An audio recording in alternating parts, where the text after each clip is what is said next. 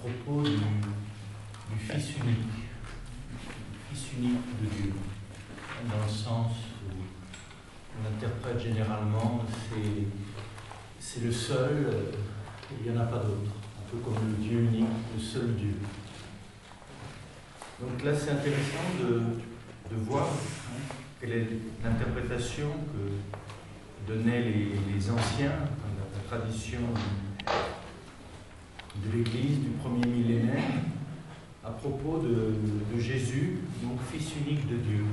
Donc vous vous rappelez, c'est dans l'évangile de Jean, le prologue, le Logos se fait chair, il fait sa demeure parmi nous, et nous avons vu sa gloire, pleine de grâce et de vérité. Donc, littéralement, présence filiale, monogène, qu'il tient du Père. On traduit quelquefois comme un Fils unique, qui tient du Père. Ou alors, nul n'a jamais vu Dieu, le Fils unique qui demeure au sein du Père, lui nous le fait connaître. Donc, littéralement, monogénos, théos un. Donc, le Fils monogène. Donc, qu'est-ce que veut dire ce mot monogène? Monos, un, gène, les gènes, comme si il était, les anciens disent comme s'il était d'une seule gène, d'un seul jet, d'un seul mouvement, tourné vers Dieu. Le Fils unique, c'est le Fils aussi, c'est l'être humain unifié, qui est devenu un dans sa relation avec Dieu.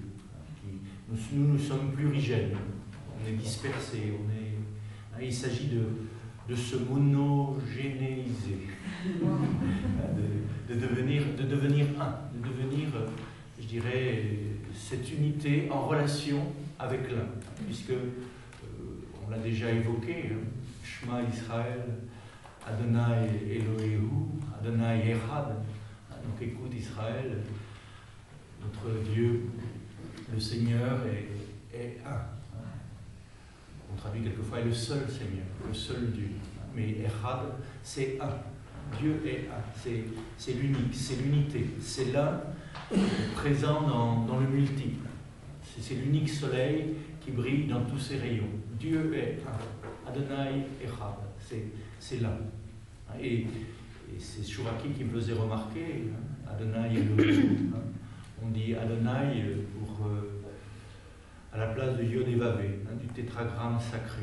Donc celui qui est l'être, qui est Eloheu, c'est un pluriel, comme Elohim.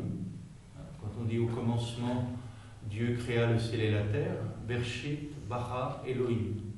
En hébreu, Elohim, c'est bien le pluriel de El. Donc les Elohim, ce sont les dieux, littéralement. Ce sont on pourrait dire les énergies divines. Donc le pluriel est dans l'un. Et l'un se manifeste à travers le pluriel. Je crois que c'est intéressant de le rappeler. Et là, à propos de Jésus, donc, on peut dire qu'il est l'un, qu'il est l'être unifié.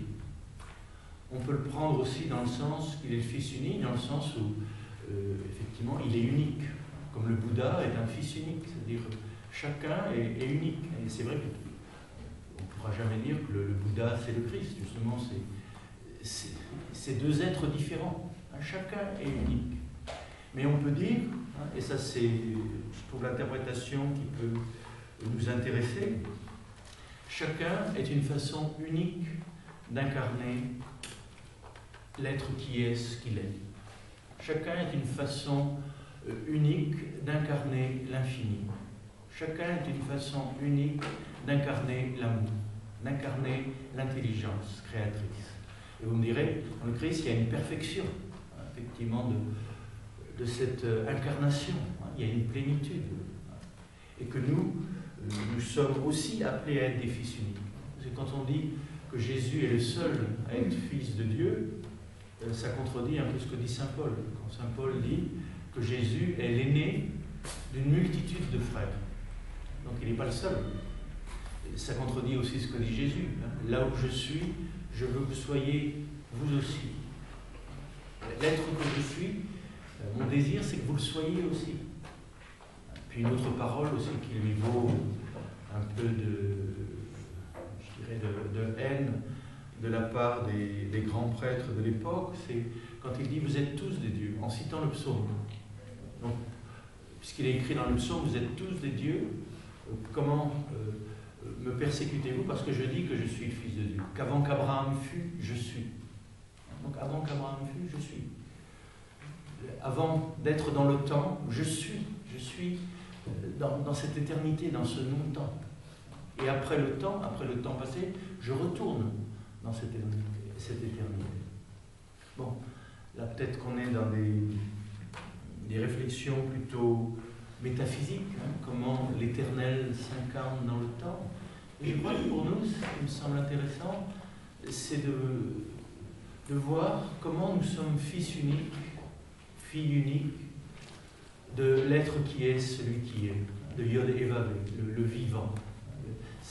Ce Père, cet amour dont parle Jésus, c'est au-delà de tout, dont il est le témoin. Et je crois que c'est une bonne question à se poser dans le sens où il faut se demander qu'est-ce que je peux faire dans ma vie que personne d'autre peut faire à ma place. On se pose souvent la question, mais qu'est-ce qu'on vient faire sur Terre? Quel est le sens de notre existence? Qu'est-ce qu'on a d'unique? Je crois que chacun de nous a une façon unique d'incarner l'amour. Et la façon d'aimer de l'un n'est pas la façon d'aimer de l'autre. C'est pour ça qu'on n'a pas à se comparer les uns les autres. Et que là, on revient à ce qu'on disait hier, hein, il y a, dans un champ, c'est la multitude des fleurs qui permet le bouquet. Chacun a sa couleur.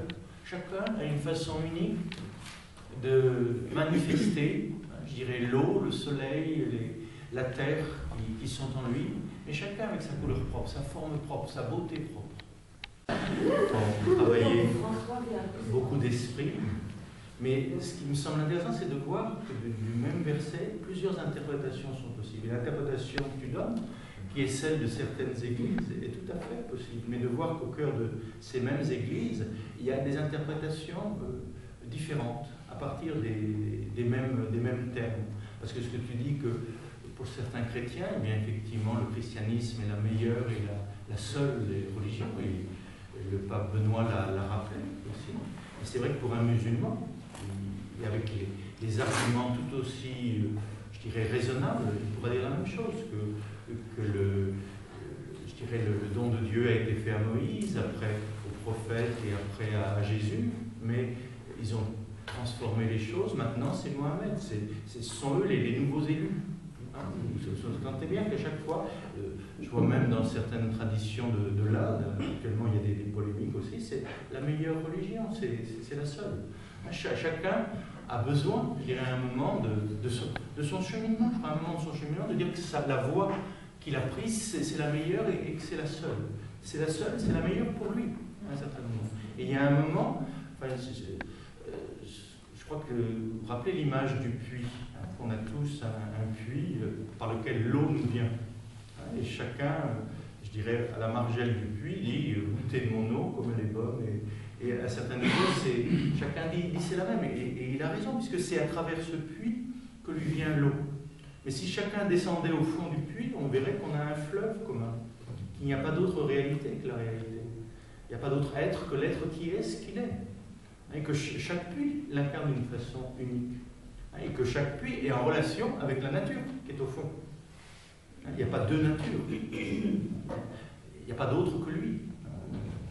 Là, c'est vraiment il n'y a pas d'autre réalité que la réalité. Donc cette réalité une, bon, c'est vrai que c'est des arguments qu'on retrouve bien dans le soufisme, il n'y a pas d'autre que lui. Hein, et donc dans la mesure où quelque chose est, cet être, c'est de lui que ça vient. C'est pour ça que quelqu'un comme Al-Hajj pourra dire dans les rues de Damas, c'est-à-dire je suis la réalité. Je suis Dieu. Hein, et c'est pour ça qu'il va être crucifié. C'est pour ça qu'il va être crucifié. Parce qu'il a touché au fond de lui, je suis. Il a touché au fond de lui, je suis. Et Jésus ne fait rien d'autre que de témoigner de ce je suis qui est en lui. Avant qu'Abraham fût, je suis. Et c'est pour ça qu'on va le crucifier. À ce niveau, on commence à lui jeter des pierres quand il affirme avant qu'Abraham fût, je suis. Mais pour qui tu n'as même pas 40 ans et tu prétend vivre avant Abraham. Il rappelle qu'au-delà de son existence temporelle, il y a la présence de l'être. Et c'est cette présence de l'être, je crois que chacun de nous, si Jésus est l'aîné d'une multitude de frères, comme le dit saint Paul, c'est que chacun de nous a incarné quelque chose de ce « je suis ». Alors, tu diras, Jésus lui l'incarne par nature, d'une façon simple, spontanée. Il est né comme ça, mais je dirais, ce qu'il incarne, ce n'est pas une autre réalité que la nôtre. Et il le dit lui-même à Marie-Madeleine. Mon Père est votre Père. Ce n'est pas seulement mon Père, c'est le vôtre. C'est-à-dire ma source, mon origine, mon principe, dont je témoigne, avec lequel je suis relié. Le Père et moi, nous sommes un.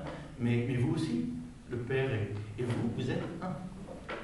Ce que dit Jésus, je crois qu'on peut le dire, oser le dire, mais le dire c'est rien, c'est de tenter de le vivre. Le Père et moi, nous sommes un, et le Père est plus grand que moi. Je crois que ce sont deux paroles de Jésus qu'on peut vérifier. En ce moment même, on peut dire, chacun de nous peut dire, le Père et moi, nous sommes un. C'est-à-dire la vie qui est en nous et la source de la vie ne sont pas séparées. C'est ce que vous voulez.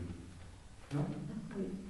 La vie qui est en nous, la vie, d'où est-ce qu'elle nous vient? La conscience, d'où est-ce qu'elle nous vient? La capacité de comprendre, la capacité d'aimer, d'où est-ce que ça nous vient? Où est la source? Nous ne sommes pas séparés de la source. Le Père et moi, nous sommes un. Et en même temps, je crois qu'il faut le dire immédiatement, le Père est plus grand que moi. C'est-à-dire que la source, c'est infiniment plus que ce que je peux en manifester. C'est ce que dira Jésus. Ce que je manifeste du Père, ce que je manifeste de l'origine, c'est pas tout le Père. C'est pour ça qu'il dira il y a plusieurs demeures dans la maison de mon Père. Il y a plusieurs façons d'habiter la présence du Père. Il y a plusieurs façons de manifester. Mais donc la source, l'origine, c'est plus grand que ce que je peux en dire, plus grand que ce que je peux en vivre, plus grand que ce que je peux en témoigner. Mais le Père et moi, nous sommes là. Autrement, on n'est pas là. Donc si on revient à nos petits moutons, aux serviteurs que nous sommes, c'est vrai, si on revient aux minores dont parle François, notre question, c'est pas tant qu'est-ce que... Mais comment, la question c'est comment est-ce que cette vie, ce vivant, je peux l'incarner dans ma vie. La mission de l'homme, de l'être humain, c'est l'amour. Nous sommes sur terre pour apprendre à aimer. Et là, on rejoint ce que dit cette parole du Christ, je suis venu dans le monde pour rendre témoignage à la vérité. Il faut que le monde sache que j'aime le Père. Et je dirais, il incarne cet amour. Donc la question, c'est quelle est notre mission? Quelle est notre façon unique, irremplaçable? Et c'est là c'est ce qui fera de nous un fils, une fille unique de Dieu, de façon unique, irremplaçable, d'incarner l'amour, d'incarner le logos, d'incarner le don de l'être,